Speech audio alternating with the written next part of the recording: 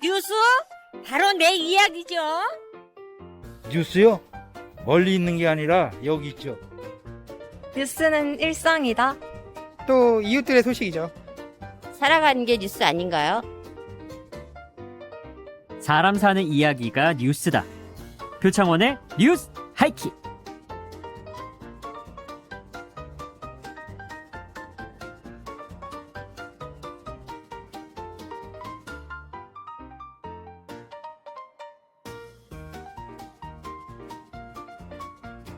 오늘의 표정.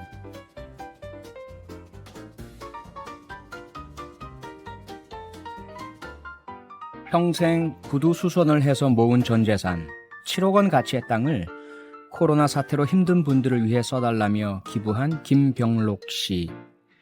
지난 23년간 두 자녀와 함께 요양원 이발 봉사를 해온 그의 한마디가 계속 뇌리에 남습니다. 자식들에게는 봉사 정신을 유산으로 남겨줍니다.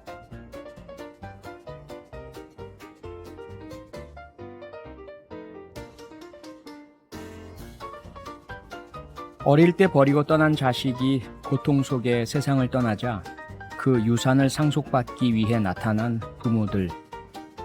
무리하게 자식에게 교회와 소속 재산을 물려주려다 무리를 빚는 대형교회 목사들. 조금이라도 더 차지하려고 볼썽사나운 다툼을 벌이는 재벌가 자녀들. 인류는 저버리고 욕심만 가득한 사람들이 진정한 유산이 무엇인지에 대해 김병록 씨에게 배웠으면 좋겠습니다.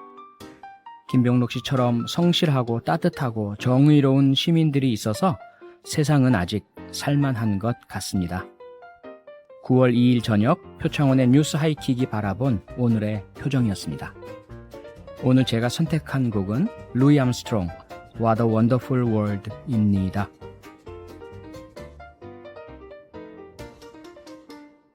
루이 암스트롱의 What a Wonderful World 듣고 오셨습니다. 4111님, 왠지 마음이 정화되는 기분이네요. 이렇게 문자 주셨고요. 여러분, 굿모닝 비에트남이라는 영화 보셨으면 이 노래가 나오는 전쟁터에서 사람들이 죽고 포화가 날아다니는데 이 노래가 쫙 깔리죠. 지금 이 세상 너무 힘들고 험하지만 김병록 씨 같은 분들이 계셔서 살만한 좋은 세상 아닌가라는 의미에서 이 노래 골랐습니다. 광고 듣고 범죄의 재구성으로 돌아오겠습니다.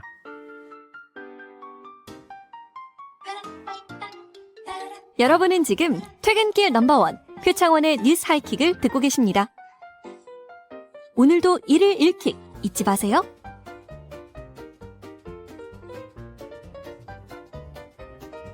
추적의 달인들이 한자리에 모였다. 사건의 이면을 파헤치는 시간. 범죄의 재구성. 최근에 있었던 사건과 과거에 있었던 사건을 비교해서 새로운 결론을 도출해내는 범죄의 재구성 시간입니다. 명탐정 중년 코난, 자칭 형법계의 언터처블 승재현 한국형사정책연구원 연구위원과 함께합니다. 안녕하세요. 안녕하십니까? 네, 일주일에 한 번 만나서 뭐 이런저런 좀 인사도 하고 그래야 되는데 이게 할 말이 너무 많아가지고요. 네네. 바로 그냥 본론으로 들어가겠습니다. 네, 오늘 우리가 들여다볼 주제 참 가슴 아프고 좀 화나는 주제이긴 한데요. 친족 성폭력 문제죠. 네네. 최근에 자신의 딸을 성폭행하고 불법 촬영까지 한 아버지에게 법원에서 13년형, 징역 13년형을 확정했습니다. 사건부터 좀 설명해 주시죠. 2018년 11월부터 2019년 2월까지 친딸을 수차례 성폭행을 하고 네. 강제추행도 하고 이제 불법 촬영도 했는 사건인데요. 참 이유가 참 기가 막힙니다. 이제 그 딸이 성병을 앓고 있었는데 병원에 가면 사람 취급 못 받는다. 내가 성병을 옮아서 치료약을 찾아서 치료해주겠다라는 말, 좀 어떻게 보면 말도 안 되는 이야기를 그게 통해서 말입니까? 뭡니까 도대체? 그래서 친딸을 성폭행했는 사건입니다. 예. 이 1심에서 징역 13년형, 2심에서도 원심 그대로 인정을 했는데요.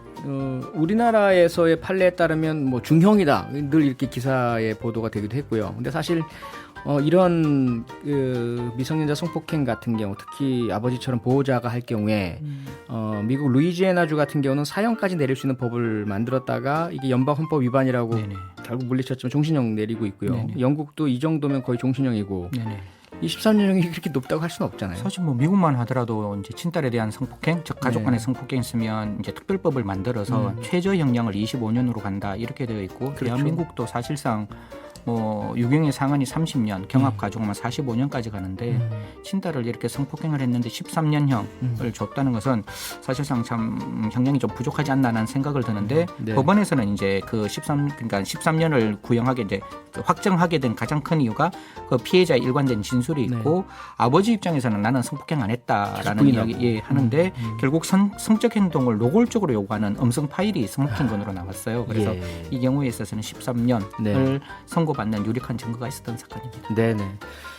그런데 재판 과정에서 그 피해자인 딸이 아버지의 선처를 요구하는 탄원서를 제출하기도 했지 않습니까? 네네네. 근데 이례적으로 재판부에서 그 탄원서의 진정성을 인정하지 않은 그러한 이야기를 했었죠. 저는 개인적으로 특히 친족 간의 성폭력 사건에 있어서 피해자의 처벌 불원의 의사표시는 받아줘서는 안 된다는 이야기를 몇 번씩 해가왔는데요. 네. 사실 사실 본 사건에 있어서도 어머니가 어떤 이야기를 하는가 하면 아버지의 부재로 경제적 어려움이 있다라는 이야기를 하고 이러한 이야기를 들은 딸의 입장에서는 그러면 나의 신고로 인해서 우리 가족이 어려움에 빠지면 도대체 우리 가족이 어떻게 되는 거지라는 고립감과 그다음에 죄책감이 있어서 이런 어떤 처벌 불원의 의사표시를 했는 게 아니냐라고 이야기를 하고 2심 판결에서 굉장히 중요한 이야기를 하는데요. 친족 간의 성폭행의 특징상 피해자가 주변 가족에 대해서 어떤 발언을 하는 것을 좀 주저하게 되고 또한 그런 어떤 그 진실된 사실을 거짓이라고 이야기하는 그 특수성을 고려한다면 본 사건에 있어서 이 피해자의 처벌 불원의 의사표시는 사실상 받아들이기 어렵다 이렇게 밝혔습니다. 네. 자, 그럼 지금 일어난 친족 성폭력이 그렇고요. 이 사건과 비교해 볼 만한 역사적 사건이죠. 그렇죠. 김보은, 김진관 사건 설명해 주시죠. 사실 제가 민법을 공부하다가 형법으로 바꾸게 된 계기였고 그때 이제 친구들이 한참 사실을 이제 준비를 하고 2차 발표를 기다리던 중에 정말 충격적인 사건이 나왔는데요. 그 1992년에 충청북도에서 의붓 아버지가 의붓 딸을 이제 성폭행을 하는데 만 9세부터 20대까지 대학생이 될 때까지 끊임없이 성폭행을 했는 사건이 발생했습니다. 그런데 이러한 성폭행을 당하던 딸 김보은이 남자친구를 만나게 되죠. 그리고 남자친구 앞에서 눈물을 흘리면서 나는 이런 사람이니까 나를 뭐 잊어줘 뭐 이렇게 하는데 김진관 씨가 그렇지 않게 했잖아요. 함께 분노하고 이건 나와 함께 너와 나는 이제 하나야 이러면서 김영호 아버지를 찾아가서 과거를 뭐 묻지 않고 우리 둘이 사귀게 해주세요 했는데 허락하지 않았고 그래서 그 다음에 벌어진 일을 설명해 주시죠. 사실 이제 이 이후에 이제 김진관하고 김보은 양이 사실상 이제 당사자의 의견을 조금 모아서 강도 사건 형태의 이제 범죄 현장을 만들어냅니다. 그래서 1992년 이제 1월 17일 날이었죠. 다급하게 119에 전화를 하게 됩니다. 강도 사건이 왔고 사건의 이제 발단이죠. 발단이 왔고 1월 17일. 여기서 이제 아버지가 돌아가셨다라고 이야기를 해서 이제 경찰이 오니까 이제 진짜 그 주인인 듯한 그 아버지가 이제 쏘고 차림에서 이제 사망하게 되었고 그 주변이 굉장히 흩어져 있는데 그 피해자인 김보은 양이 굉장히 담담하게 있는 모습이 이제 보였습니다. 그런 현장에 도착한 경찰이 뭔가 좀 이상하다. 강도 사건 현장이라고는 보기 어려운 부분이 있다. 그러면서 이제 수사의 방향이 조금 전환이 되죠. 그 이유를 좀 말씀해 주시죠. 3가지 정도가 있었는데 원래 강도가 되면 외부에서 침입한 흔적이 있어야 되는데 흔적이 없었다는 점 그리고 피해자가 분명히 반항을 해야 돼. 아버지가 의붓 아버지가 반항을 했어야 되는데 반항한 점이 전혀 없었다는 점. 강도라면 당연히 반항하고 격투하고 방어흔이 있어야 될 텐데 전혀 없었고 그다음에 지금은 돈의 목적이 아니라 이 의붓 아버지를 죽이려는 목적이 오히려 더 강했는 거예요. 그러니까 아버지를 확실하게 사망에 이르게 할 정도의 좀 어떻게 보면 분노적인 어떤 과다 이제 자상들이 보였기 때문에 이게 단순 강도 사건은 아니다 이렇게 판단하게 되었는 거죠. 범죄 심리학적으로 오버킬이라고 하죠. 그러니까 강도라면 뭐 반항을 제지하고 또는 신고 못하게 할 정도의 목적으로 죽음에 이르게 되는 어떤 결정적인 공격 한두 개 정도 있을 텐데 너무 많은 공격이 흥해졌다. 그래서 경찰이 자세하게 조사를 했지 않습니까? 사건의 실체가 드러나는데 문제는 앞서 설명하신 것처럼 어린 9살 때부터 지속적인 성폭행을 해왔던 건데 왜 그동안 경찰에 신고하지 않았느냐 이런 어떤 뭐 진정성을 의심하는 그런 주장들이 많았죠. 사실 그런데 지금 이제 가정사 내부를 좀 들여다보면 이 아버지라는 사람이 의붓 아버지가 사실상 검찰 공무원이었어요. 그러니까 뭐 검사는 아니었고 이제 총무과장이었는데 그 당시에 이제 검찰청에 있는 그 예규를 보면 법무부 소속 직원의 범죄는 그 검찰만이 수사를 할 수 있다. 즉 신고를 해도 검찰이 수사를 하는 거지 경찰이 올 수도 없는 입장이고 그랬습니다. 사실 한번 네. 신고를 했을 때 경찰이 그냥 그 의붓아버지를 보고 그냥 돌아갔다. 네. 그러니까 자기는 신고해도 자기를 도와줄 사람이 아무도 없었는 것이고 음. 또 이러한 친족 간의 성폭행이 가장 저를 마음 아프게 하는 거는 네. 그 어머니가 제대로 된 역할을 좀 못했는데 지금 같은 경우에도 네. 분명히 자기 딸이 성폭행을 당하는 걸 알고 있음에도 불구하고 말리지 못했다는 점. 즉 김보은 양의 입장에서는 그 누구에게도 도움을 요청할 수 없는 상황이에요. 그렇습니다. 지금 4920님, 네? 너무 황당한 얘기 아닌가요? 이렇게 문자를 주셨는데요. 사실 실제로 그런 얘기가 있었습니다. 네네. 이 당시 제가 경찰관이었고요.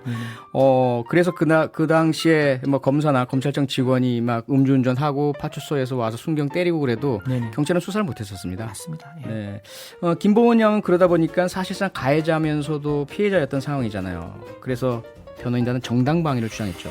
사실 이게 제 석사 논문에도 나와 있고 아하. 제가 학교에서 학생들을 가리킬 때 모의법정에서도 이야기를 했는데요. 예. 사실 우리나라 형법 21조에 보면 정당방위가 성립되려면 현재의 부당한 침해가 있어야 되는데 지금 이 범죄 현장은 어떤 현장이었는가 하면 의붓 아버지가 지속적으로 성폭행을 해가 왔었어요. 네. 그래서 사실 김보은 양을 성폭행하려고 다가서는 과정이었다면 당연히 정당방위가 됐을 건데 네. 의붓 아버지가 자고 있는 상황이었기 때문에 현재의 부당한 침해가 없는 거 아니냐. 아하. 그래서 현재성이 부정된다. 이래서 굉장히 많은 논의가 있었고 네. 그 당시에 교수님들과 여러 가지 어떤 변호인 시민단체에서 야 이걸 정당방위 인정 안 하는 것은 이건 무리가 있다라고 많은 이야기를 했지만 네. 우리 대법원에서는 현재성을 인정하는데 그 말이 지금도 제 머릿속에 떠나지 않습니다. 현재성이 없다고 볼 여지가 없는 것은 아니냐. 도대체 현재성이 볼 여지가 없는 것은 없다 있다 이렇게 한마디로 하면 되는데 네. 볼 여지가 없는 것은 아니나라는 어떤 삼중 부정을 써서 가까스로 현재성을 인정하지만 결국 상당성이란 개념을 통해서 아하. 정당방위를 부정하게 되는 사건이죠. 그러니까 이게 좀 우리가 상식적으로 보면요. 9살 나이부터 지속적으로 뭐 그루밍부터 시작해서 예, 되고요. 성폭행, 또 가스라이팅 예, 예. 이러면서 인지의 혼란도 왜곡, 당연하죠. 뭐 지배 통제 이렇게 되면서 어쩔 수 없는 상황이 돼서 대학생까지 갔고 이제 그래도 그거 뭐 묻지 않을 테니 제발 이 사랑하는 그러니까 남자친구와 제발, 예. 잘 살 수 있게만 해주 나를 놔주세요 하는데 그것도 안 놔주고 붙들고 있는 상태.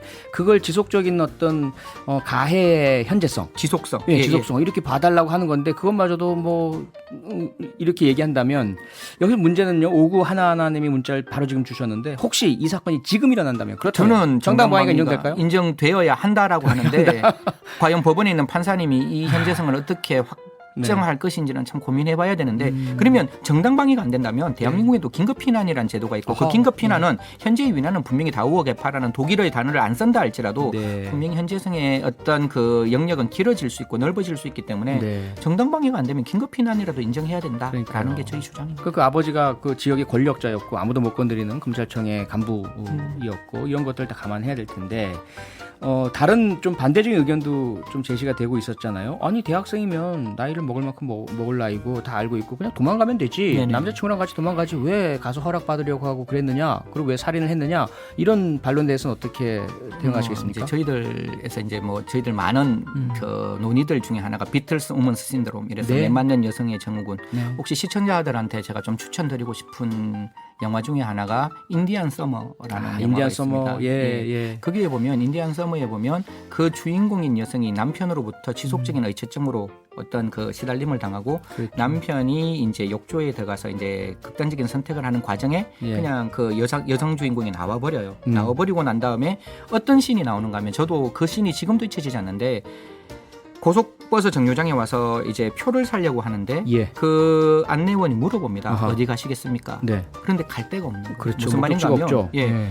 그때까지 모든 사회의 관계가 다 단절되어 있는 맞아요. 거거든요. 예. 지금 같은 경우에도 어머니에게 도움을 요청해도 어머니도 도움을 못 주고 경찰에 요청해도 정말 죄송한 말씀이지만 그 당시에 맞아요. 경찰 예. 입장에서는 그 경찰도 도움을 못 주고 그렇죠. 그러면 내가 갈 수 있는 곳이 아무도 없었기 때문에 사실상 뭐 매맞는 여성 증후군 그다음에 학습된 무기력이라는 학습된 어떤 무기력. 이론적인 맞아요. 거를 다 떠나서 사실 김보은 양의 입장에서는 정말 지옥보다 떠나기 힘든 가족 그러니까 그 집이 아니었을까 그렇게 생각을 그렇죠. 하는 거죠. 그 지배력은 뭐 전국에 다 걸치고 있다라고 볼 수 네. 있었겠고요. 그래서 결국 재판 결과 어떻게 나왔습니까? 참 마음이 아픈데요. 지금도 이 생각하면 마음이 좀 이렇게 한켠이 좀 아파오는데 네. 1심에서는 김진관이라는 남자친구에는 징역 7년, 징역 그다음에 7년. 김보은양한테는 징역 5년을 5년. 선고했고 네. 뭐 2심에서는 결국 김진관은 실형을 받았지만 네. 2심에서는 김보은양은 집행유예로 아하. 풀려나왔고 아마 이 이후에 김영삼 대통령이 대통령 되고 난 다음에 아마 특별사면을 통해서 김보은양은 특별사면 받았고 김진관은 형기 2분의 1까지 살고 나왔는 걸로 알고 있습니다. 네네. 뭐 그들의 마음속에도 큰 짐으로 남아 있겠죠. 어쨌든 네네. 사람을 살해한 것은 사실이니까요. 네. 이 사건을 계기로 해서 성폭력 문제, 특히 친족 성폭력 문제가 크게 대두가 됐잖아요. 네, 맞습니다. 그러면서 네. 입법적인 변화도 있었고요. 사실 이제 94년에 저번 시간에는 우리가 이제 아동복지법, 네. 그 처벌에 관한 법률을 얘기했는데 네. 94년 1월 5일 날 이제 이 사건을 기화로 과연 친족 간의 성폭력을 우리가 어떻게 들여다봐야 될 것이냐, 네. 이걸 그냥 수면 밑으로 남겨둘 것이냐, 아니면 적극적으로 처벌할 것이냐에 대해서 성폭력 범죄 처벌 및 피해자 보호 등에 관한 법률이 만들어지고 네. 그해 94년 4월부터 시행돼서 결국 친족 간의 고소가 없어도 네. 이 사건이 이제 진행될 수 있는 그런 특례를 만들게 되었습니다. 그렇죠. 그 이후에 지속적으로 형량도 강화가 되고요. 아동 성폭력 사건 같은 경우는 지속적으로 5년 이상, 7년 이상 이렇게 네네. 상향되는 첫 계기라고도 볼 수 있는데 네. 최근에 있었던 친부의 딸 성폭력 사건부터 92년 김진관 사건까지 쭉 살펴봤습니다. 그 사이에 전반적인 어떤 변화 좀 짚어주신다면요? 뭐 기본적으로 많은 인식의 변화가 분명히 있었죠. 네. 어떻게 보면 92년 같은 경우에는 13세 미만인 경우에도 공소시효가 남아 있었는데 13세 미만에 대해서는 공소시효가 이제 폐지되어서 네. 사실 친족 간의 성폭력 범죄에서 가장 문제가 되는 것이 그 당시에는 이게 폭력인지도 모르고 그 당시 이게 추행인지도 모르고 네. 그리고 어느 순간 이제 20대, 30대가 들어섰을 때야 비로소 이제 그 가족으로부터 독립됐을 때 비로소 내가 정말 인간으로서의 어떤 성적 자기 결정의 자유가 심각하게 침해받았구나라고 신고를 하게 되는데 예. 그럼 이미 공소시효가 다 도가되게 되어 있는 거거든요. 그렇죠. 그래서 13세 미만까지는 기본적으로 공소시효를 없앴는데 여전히 이 성폭력 범죄, 특히 친족 간의 성폭력 범죄에 대해서는 이외의 여러 가지 제도를 좀 보완되어야 한다고 생각합니다. 네. 그러니까 가장 큰 문제가 이 김보은 김진관 사건 때도 9살 첫 그 성폭행이 있었을 때 만약에 제도적 보완이 지금처럼 되어 있었다면 신고라도 하거나 또는 인근에서 신고 의무자들, 교육자들이라든지 뭐 의료 당사자들이 신고하고 이렇게 해서 밝혀질 수 있었지 않았을까 싶은데 너무 아쉽고요. 그렇죠. 그래서 이제 지금 인식의 변화는 많이 일어났는데 네. 뭐 제가 이제 한 3가지 정도 그럼 친족 간의 성폭력 범죄를 어떻게 예방해야 될 것인가에 대한 고민을 하는데 첫 번째 이제 말씀 주신 바와 같이 분명히 디지털 그 소통에서도 제가 봤을 때 이거 창원 게시판에도 한번 올라왔거든요. 아하. 12세부터 네. 15년 동안 성폭행을 당한 그 피해자가 예. 그 창원 게시판에 올렸을 때 엄중한 처벌을 하겠다라고 청와대에서 밝혔지만 그럼 도대체 엄중한 처벌이 뭐냐? 네. 그러니까 적어도 친족 간의 성폭력 범죄에는 최저 형량을 만들어내는 게 필요하지 않느냐. 아까 제가 말씀드렸다시피 네. 기본적으로 최저 형량이 뭐 20년이 됐건 30년이 됐건 최저 형량을 좀 만들었으면 좋겠고요. 네. 그다음에 그 피해자가 했던 말 중에 제 마음을 굉장히 울렸던 말은 아버지가 종신형을 받지 않고 다시 사회로 복귀한다면 다시 나한테 와서 복수할 거 아니냐. 그게 피해자한테는 너무너무 무서운 맞아요. 얘기거든요. 맞아요. 그래서 예. 저는 가족이라는 거는 보호가 우선되어야 되는데 그 그럼요. 가족이 보호를 저버린다면 분명히 아버지의 권한도 박탈해야 되는 거 아니냐. 맞습니다. 즉 친권의 박탈이 분명히 만들어져 있음에도 불구하고 친권 박탈이 제대로 안 되어 있기 때문에 네. 그 피해자를 적극적으로 보호하기 위해서는 친권의 박탈을 통해서 그 피해자에게 사실 미국의 정인 프로그램과 유사할 정도의 예. 이름과 그 삶의 터전을 다 바꾸어 줄 수 있는 게 아하. 하나 필요하지 않을까 그렇게 네. 생각합니다. 그리고 마지막 한 가지는 네. 재발 수사하거나 재판할 때 어머니하고 그 피해자 아이하고 같은 장소에 안 뒀으면 좋겠어요. 아유, 그럼요. 그게 끝까지 어머니가 아까도 말씀드렸다시피 네. 굉장히 이렇게 아이에 대해서 아이를 비난하거나 예. 아이에게 어떤 처벌 본원의 의사의 맞아요. 표시를 하도록 강요하는 경우가 많거든요. 그렇습니다. 그래서 분명히 수사 때부터 그 재판하는 그 마지막 순간 네. 유무죄 판결이 날 때까지 좀 절대적인 격리, 절대적인 보호가 필요하지 않을까 네, 생각합니다. 지금 뭐 해바라기 아동센터라든지 또는 경찰의 아동성폭력 진술 전문 조사관들은 그 메뉴를 지키고 있습니다. 그래서 철저하게 분리시켜서 맞습니다. 예, 예. 진술 받는데 혹시 그렇지 않는 경우들이 좀 있어서 지금 네. 승지현 의원님의 지적 꼭 좀 잘 듣고 시행이 되었으면 좋겠습니다. 뭐 문자들이 쏟아져 들어오고 있습니다. 김미연님, 이 사건에서 여론도 마녀 사냥을 굉장히 했던 걸로 기억합니다. 네, 그랬습니다. 그 당시 상당히 좀 아픈 그런 보도들이 있었죠. 이영애님, 사연 듣고 갑자기 분노가 치미네요. 네, 4921님, 오늘은 진짜 화나는 이야기네요. 오래된 사건이지만 저도 기억이 납니다. 5902님, 지난주에 이어 또 약자, 아동, 미성년자가 범죄의 대상이네요. 92년으로부터 30년이 지났지만 뭐가 얼마나 바뀌었는지 자신할 수가 없습니다. 9833님, 사건이 가해자가 아니라 피해자의 이름으로 불리는 게 화가 나네요. 네, 그렇습니다. 가해자의 이름으로 불려야 하고요. 사건 초기에 피해자 이름으로 불렸던 것이 여러 사건에서 계속 지금 따라다니고 있고요. 저도 지금 이 사건 할 때 그냥 그 당시에는 그렇게 불렸지만 어떻게 좀 네. 네이밍을 좀 바꾸었으면 올 때 그냥 김양이라고 할까 하는 고민을 했었는데. 김용호 사건으로 해야죠. 예, 네. 차라리 김양 가해자 그렇죠. 이름으로. 그 의붓 아버지 사건 네. 그 이름을 밝히는 저는 분명히 그게 더 그러니까요. 낫다고. 최근엔 또 그런 경향입니다. 최근에는 피해자 이름 안 부르고요. 가해자 이름으로 조두순 사건 이렇게 네. 부르고 있죠. 시간이 벌써 이렇게 많이 흘러갔네요.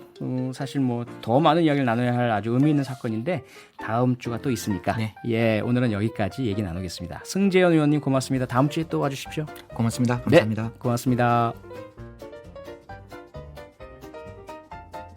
뉴스 하이킥의 하이라이트 민자영 리포터 날씨와 도로 상황 전해주세요. 네, 이번 한 주는 날씨 때문에 주말까지 긴장을 늦추기가 힘들겠는데요. 일단 제9호 태풍 마이상이 북상하면서 내일까지 전국에 많은 비와 바람이 예상됩니다.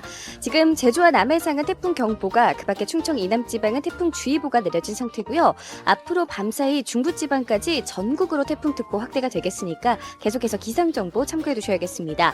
이 내리는 비는 태풍의 이동 경로에 가까운 동해안과 제주 산지 내일까지 최고 400mm 이상, 영남과 호남은 최고 100에서 300mm까지 내리겠으니까 피해 없도록 대비 꼭 해두시고요. 순간적인 바람 또한 매우 강할 것으로 보입니다. 그리고 내일 새벽부터 아침 사이 중부지방은 시간당 50mm 내외의 비가 돌풍과 천둥 번개를 동반하며 다가오겠습니다. 항공기 이용하시는 분들 운한 정보도 꼭 확인하시고요.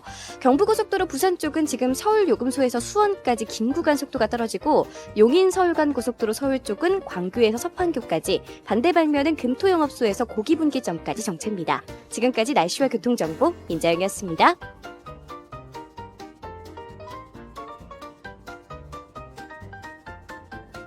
잠시 후 원더풀 라디오 강수지입니다가 방송됩니다. 8시 5분에 만나요. 제9호 태풍 마이삭이 북상하고 있습니다. 중대본은 오늘 태풍 위기 경보를 최고 단계인 심각으로 격상했는데요.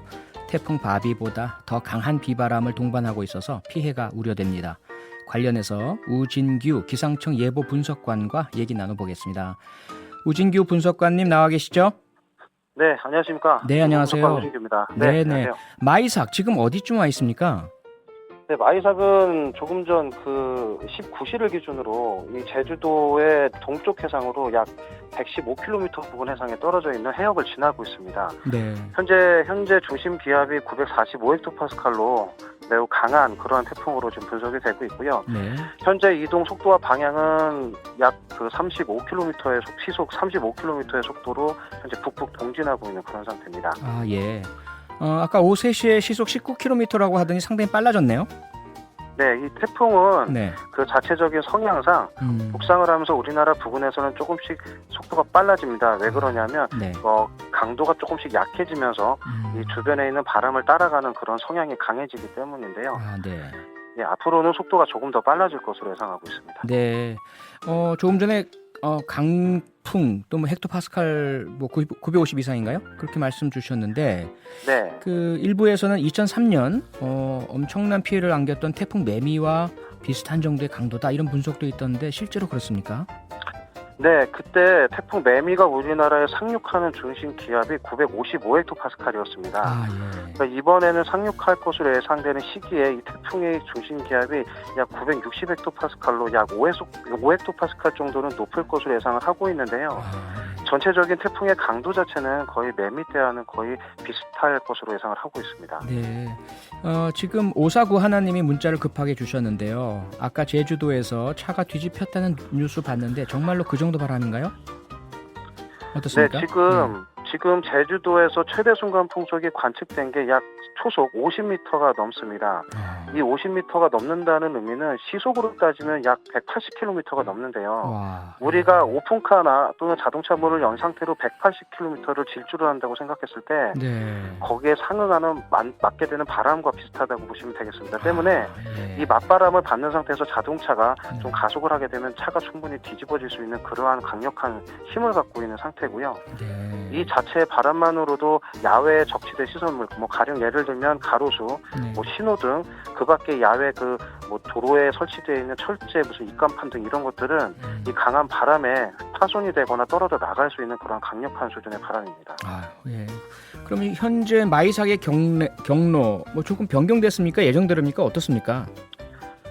지금 저희에서 그러니까 기상청에서 발표한 그 태풍 경로는 네. 24시간 또는 48시간 전부터 계속해서 같은 경로를 고수를 하고 있는 상태입니다. 아, 예.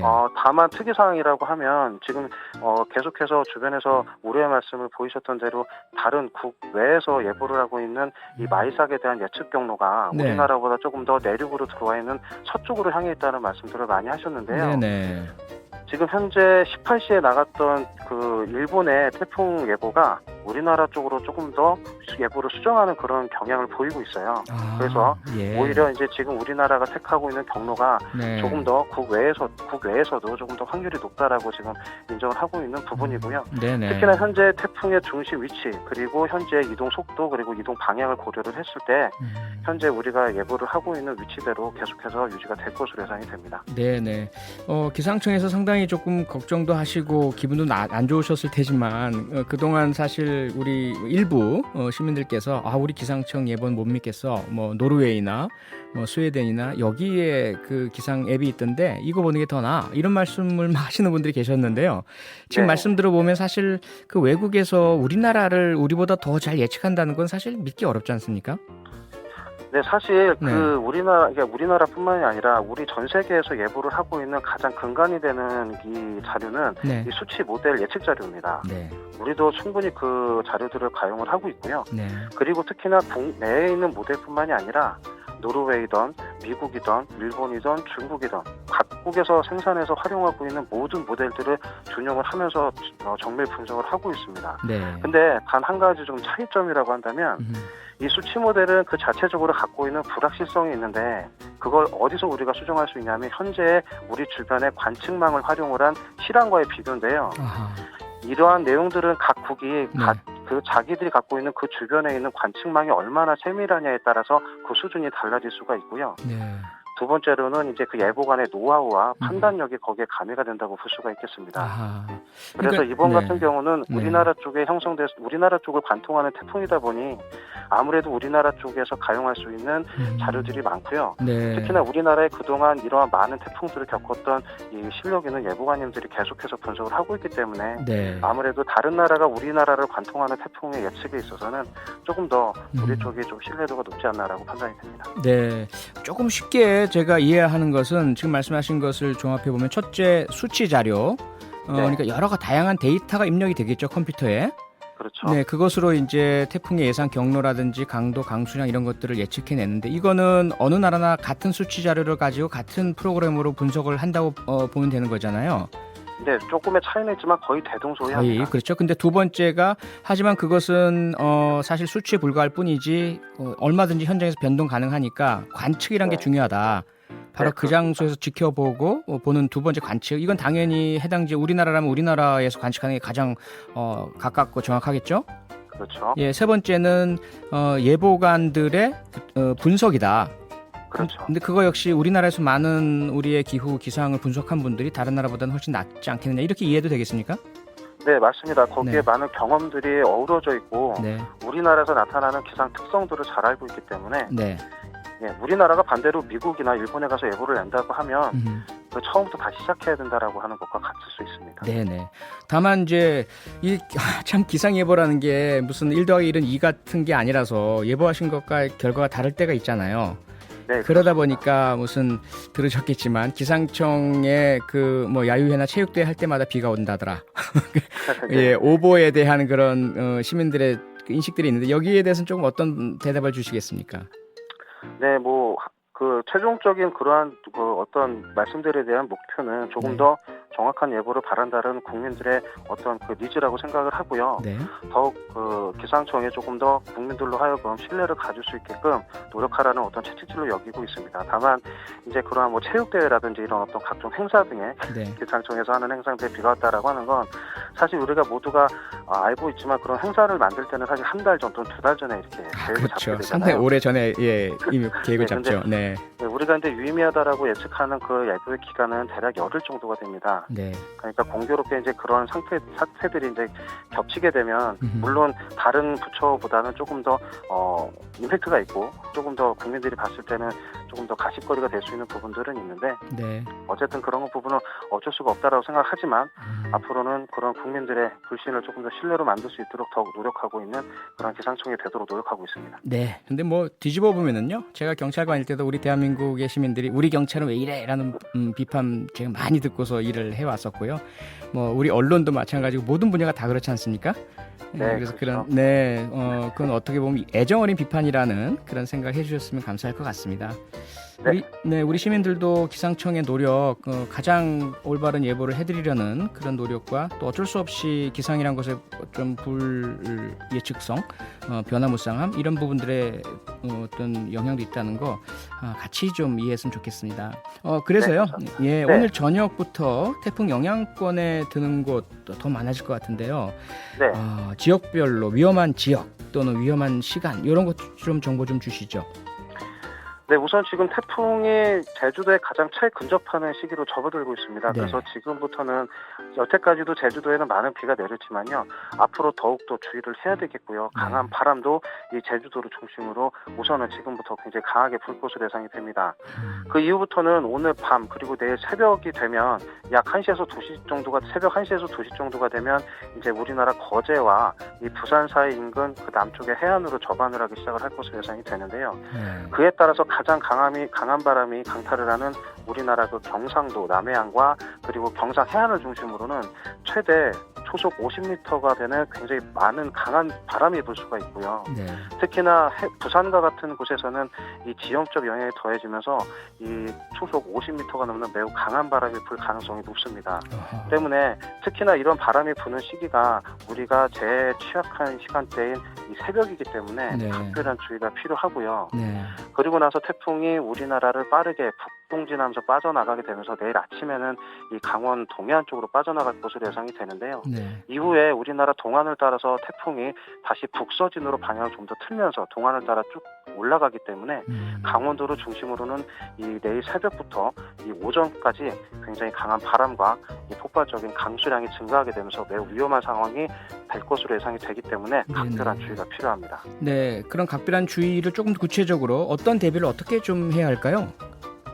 네, 태풍은 강한 바람과 많은 비를 동반을 하게 됩니다. 네. 최근 장마 기간 동안 지금 현재 태풍이 지나는 경로에 놓여 있는 지역을 중심으로 많은 비가 내리면서 지반이 약해진 지역이 있는데요. 네. 지금부터는 태풍이 영향을 주는 시기이기 때문에 어떤 미연에 준비를 한다는 그런 생각보다는 이 지반이 약해져 있는 곳을 중심으로 지반이 침식되거나 산사태가 일어날 수 있기 때문에 이러한 지역에서는 가급적 대피를 해주시는 게 중요하겠고요. 새벽이니만큼 가급적 외출은 자제해 주시는 게 좋겠습니다. 그리고 많은 비가 내리면서 그리고 이 지금 새벽이 되기 시작을 하면 우리나라 이 남해안 지방을 또는 경상 해안을 지방을 중심으로는 이 밀물이 높아지는 그러한 대조기에 실리게 되는데요. 네. 지금 특히나 백중사리 기간이라고 하는 1년 중에 가장 밀물의 높이가 높은 기간입니다. 네. 태풍이 상륙하는 시기가 960헥토파스칼로서 매우 낮은 중심 기압이기 때문에 해수위 자체가 상승을 하고 대조기에 맞물리면서 해수면은 더욱 상승할 것으로 예상이 되는데요. 강한 바람이 동반되다 보니까 이 해안 지방을 중심으로는 물결이 방파제를 쉽게 넘으면서 네. 해안도로나 해안가에 위치한 가옥들에 이 영향을 줄 수가 있습니다. 때문에 상습점 침수구역이라던가 아니면 해안 쪽에 위치한 낮은 지역의 가옥들을 중심으로 계신 분들께서는 네. 가급적이면 간밤에는 인근 친가 쪽이나 또는 다른 지역으로 대피할 수 있는 지역을 고려해 보시는 게 좋겠고요. 네네. 사전에 비상 연락망을 꼭 구축을 하셔서 이 자연재해는 얼마든지 일어날 수 있기 때문에 본인이 위험에 처했다는 판단이 들었을 시에는 바로 비상 연락망을 사용해서 주변에 도움을 요청하실 수 있도록 준비해 주시는 게 좋겠습니다. 네네. 어쩌면 이번 예보는 오보이기를 좀 바랍니다. 정말 그래서 지난번 바비처럼 아무런 피해 없이 지나갔으면 좋겠는데 그렇진 않을 것 같고요. 그래서 다들 준비 잘하셔서 꼭 피해 없었으면 또는 최소화시켰으면 좋겠습니다. 짧게 그 하이선 10호 태풍 말씀 좀 해주시죠. 어떤 상태입니까? 네, 현재 지금 10호 태풍 하이선은 네. 지금 괌 북서쪽에서 발생을 어제 했는데요. 예. 앞으로의 경로상으로 보면 북태평양 고기가 가장자리를 따서 우리나라 쪽으로 북서진을 할 것으로 예상이 됩니다. 네. 다만 이 과정에 지금 일본이라는 이제 대륙이 끼고 있는데요. 태풍이 만약에 이 내륙을 거쳐서 우리나라 쪽으로 들어올 경우는 다소 세력이 약화된 상태로 들어오기 때문에 피해가 다소 이번 태풍에 비해서는 적을 수 있지만 네. 만약에 태풍이 조금 더 규슈 쪽을 남쪽으로 거슬려서 해상 쪽으로 거쳐 들어올 경우에는 굉장히 강한 세력을 이룬 채로 들어올 수가 있습니다. 그래서 앞으로 이 북태평양 고기압의 영역 자체가 굉장히 관건이라고 보입니다. 네, 계속 좀 지켜봐야 될 것 같습니다. 모쪼록 좀 네. 큰 피해 없었으면 좋겠고요. 오늘 말씀 너무 고맙습니다. 네, 감사합니다. 네, 지금까지 우진규 기상청 예보 분석관이었습니다. 네, 청취자 문자가 많이 들어와 있네요. 7610님, 태풍의 코로나에 정신이 하나도 없네요. 양뺨을 계속 후드려 맞는 느낌이에요. 김양희님, 대전에서 죽 전문점을 하는 자영업자입니다. 늘 마스크 쓰고 소독하고 긴장하고 있는데 늘 불안했어요.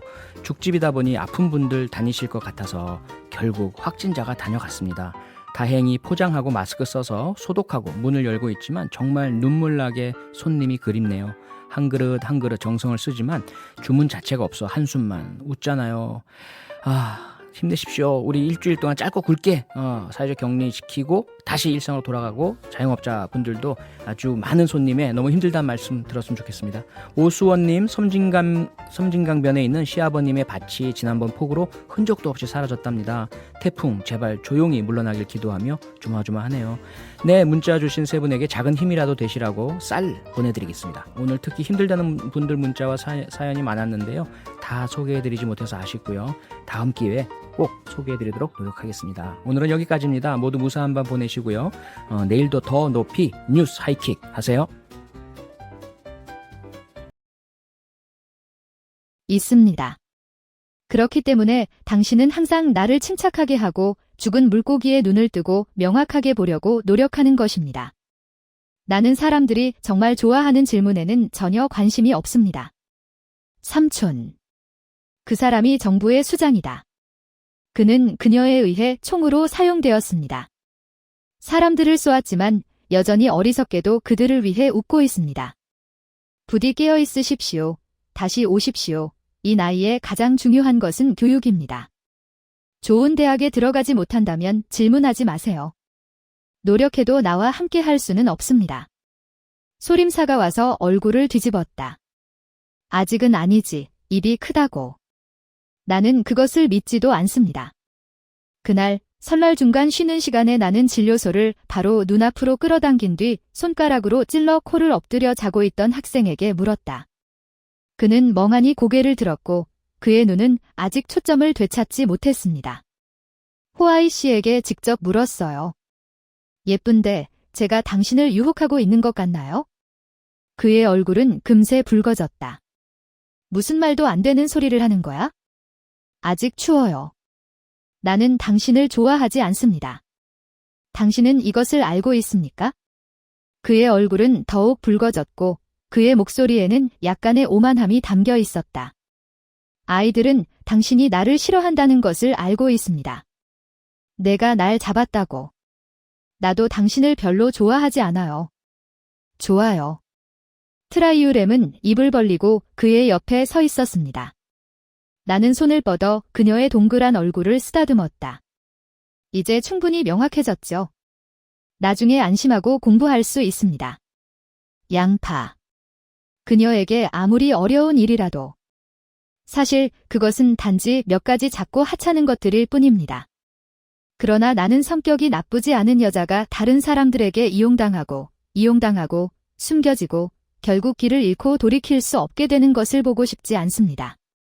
나는 예전에 나를 구하려는 듯 그녀의 눈앞에 있는 안개를 밀어냈다. 짙은 안개 속에서 길을 잃은 램은 트러프와 큰 논쟁을 벌였습니다. 두 사람은 완전히 얼굴을 돌렸다.